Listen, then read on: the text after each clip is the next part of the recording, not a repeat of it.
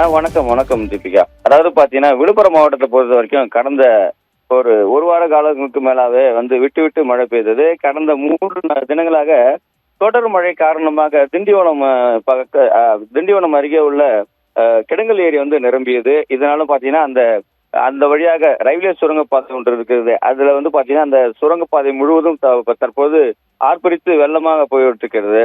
இதனால பாத்தீங்கன்னா அந்த வழியா செல்லக்கூடிய ஒரு வழியை தடை செஞ்சிருக்காங்க. இதனால சுமார் 5 கிலோமீட்டர் வழியாக சுற்றி அந்த பகுதியில் மக்கள் செல்ல வேண்டிய நிலையும் ஏற்பட்டுள்ளது. ஏன்னா அந்த பக்கம் திண்டிவனம் இந்திரா காந்தி பேருந்து நிலையம் இருக்குது. அங்க போனா செஞ்சி பகுதியில் பேருந்து ஏறி செல்லக்கூடிய மக்களும் திருவண்ணாமலை போகக்கூடிய மக்களும் அங்க உள்ளன.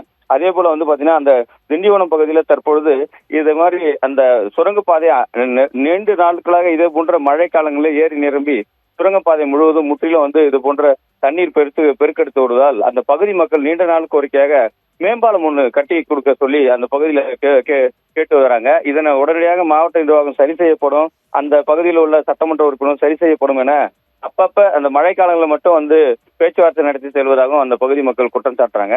தொடர்ந்து இது போன்ற ஏரி குளங்கள் பல்வேறு இடங்களில் நிரம்பியதால் இப்ப பல இடங்கள்ல பாத்தீங்கன்னா சாலைகளும் துண்டிக்கப்பட்டுள்ளது.